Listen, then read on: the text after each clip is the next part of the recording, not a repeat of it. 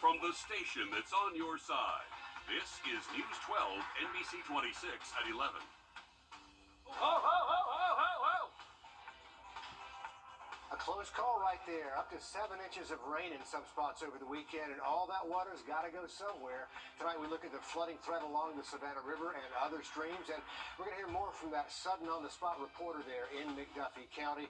But let's begin with First Alert meteorologist Anthony Collins. Now, be careful in that fog and watch for any barricades you might see on some roads out there. Check out some of these pictures out of McDuffie County. That's Hobbs Mill Road near Sweetwater Creek and Briar Creek.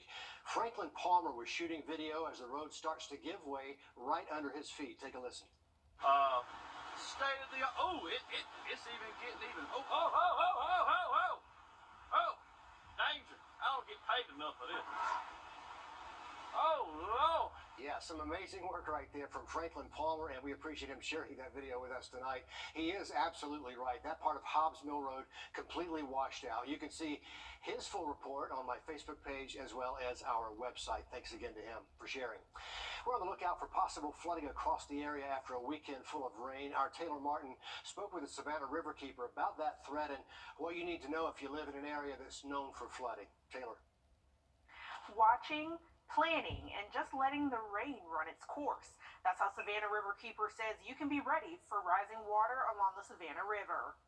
The good news is we got a couple of days of dry coming up, that our water loves to peak in the middle of the night. Just get stuff out of the way and just let it do its thing, because you're certainly not going to stop it. Savannah Riverkeeper Tanya Bonatadabis says with heavy rain like we saw over the weekend, flooding like this is not unusual, and it's not over yet. Go ahead, pull your boats, pull all of your stuff up, and just know that plug of water is moving through. Lauren Amos has been living in the Summer Lake subdivision in North Augusta for 3 years. Behind her home on the river, there's already water in the grass, covering the walkway to her dock, creating a pool around her house. And we have a lot of work to do with them getting our yard back up to where, it's presentable again. Unfortunately, I could do that, and next week we could have another big rain, and it could just do it all over again. She says she never knows what to expect when the rain comes down. She just hopes it's not as bad as it was when she moved into her home 3 years ago. We kind of lost everything, and it was a shock. It was a sad shock at that. It was moments that you kind of had to stop and take a breath because you did not know. Now she's got her yard furniture pushed to the side, praying it doesn't get any worse. That we'll know that it will go down. It will take several days, and it's not something that's going to be fixed overnight. Life along the river, and you never know how bad it might get. Savannah Riverkeeper wants to remind people downstream the water flooding through Clarks Hill and Stevens Creek tonight will eventually make its way to you. She also wants to warn you to stay out of the water for a few days because of all the debris, and it could contain E. coli. Good advice there, Taylor. Thanks for the update. You can see some of that water in downtown Augusta today, covering part of this parking well on Broad Street. It was filling up like a swimming pool for a while. Emergency Management recommends downloading the Everbridge app. The EMA Deputy Director says it's a good way to know if your specific area or if your part of the county is impacted by a storm. Governor Brian Kemp took a look at some of the storm. A 28-year-old opens fire on their former elementary school this morning in Nashville, Tennessee. Tonight, 6 people are dead, 3 of them young students. The gunman also dead after being shot by police. Christian Benavidez was there tonight and has the latest. Children held hands as they were taken to safety following a deadly shooting at their Nashville school. No parent should have to receive that call. Police say the shooter killed 3 students and 3 adults at the Covenant School, a Christian elementary school. I was hoping this day would never ever come here in this city. The students were all just 9 years old, identified as Evelyn Dykehouse, Hallie Scruggs, and William Kinney. The adults, custodian Mike Hill, substitute teacher Cynthia Peak, and head of school Catherine Coots, who was interviewed by WTVF, the CBS affiliate in Nashville in 2019. Our motto is to be known, to be loved, to be prepared, because we feel like those go together. Police say the shooter was Audrey Hale, a 28-year-old former student of the school. We have a manifesto, we have some writings that we're going over that pertain to this day, the actual incident. We have a map drawn out of how this was all going to take place.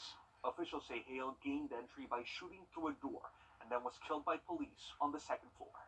They're actually hearing gunfire. The entire incident happened in just 14 minutes. Terrified parents were seen rushing to the school. So even in a remarkably fast response, there was not enough time. And those guns stole precious lives from us today in Nashville. Authorities say the shooter used 3 guns, including an assault-style rifle. Christian Benavides, CBS News, Nashville. Meanwhile, at the White House, President Biden renewed his call for an assault weapons ban, saying gun violence is, quote, ripping at the very soul of our nation. SLED investigating a shooting at SC State that sent that campus into lockdown over the weekend. The campus went into lockdown just before midnight Saturday after gunshots near a student apartment complex. Lockdown was lifted around 3 a.m. on Sunday. Today, the campus held a safety and security meeting just to allow students to ask their questions and voice their concerns. A woman in the hospital after deputies say the father of her children stabbed her, and they say it happened right in front of those kids. Richmond County deputies were called to a home on Bermuda Circle West. When they got there, they heard yelling from inside. Deputies say they saw William Draper walking out of the garage. They say he refused to give them any information, but they followed a blood trail leading them to the woman covered in blood with multiple stab wounds, hiding with her children. Draper now facing charges of aggravated assault, possession of a knife during a crime, and 3 counts of cruelty to children. South Carolina's top priority. It comes as lawmakers call for an international coalition aimed at combating spyware. It can threaten American diplomats serving overseas. President Biden's student loan forgiveness plan may face a new threat before the U.S. Supreme Court ever rules on whether the president could even offer that kind of relief. 3 Republican senators planning to introduce a resolution to overturn the president's debt relief program. They're from Louisiana, Iowa, and Texas.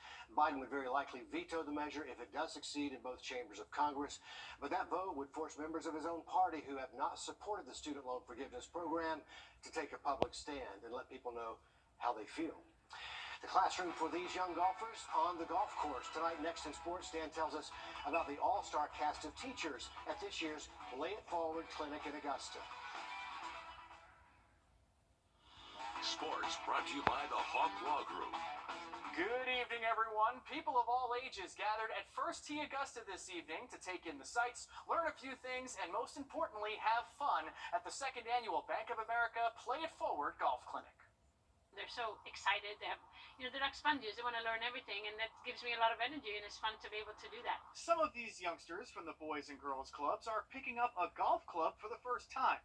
And who better to push them in the right direction than a group of extremely talented female golfers, including one of the best to ever do it. It was hard to find some role models, but, looking back at that, I wish I would have had some, so I guess I'm trying to just be able to inspire the next generation in different ways I can, whether it's just, sharing the stories or the knowledge. As the women's game continues to grow, representation and having someone to look up to has the power to pass the love for the game from one generation to the next. It's so special, especially with these young ladies that are coming out from the Augusta Women's Amateur. I want these young people to see what's possible and to see that they could also be somebody like them. By using golf, maybe someday these kids can be like Mega Gane. She's a freshman at Stanford University and will be competing in the Augusta National Women's Amateur for the 3rd time in her young career. The game of golf is crazy. It could take you really far. I mean, it got me into my dream school, and it's introduced me to all of my closest friends today. So the chance to maybe inspire that in someone else and help them pick up the game is a really cool thing. In addition to getting some pointers on the course, golf can teach these young kids lessons that will last a lifetime. But golf is really something you can have all your life, and so just learn a little, so at least you have the basics, and you can maybe pick it up later in life. All the golfers competing in the Augusta National Women's Amateur, some of whom were at First Tee Augusta helping this evening, will be over at Champions Retreat tomorrow for their practice round before the first round begins on Wednesday. Shifting gears to college basketball.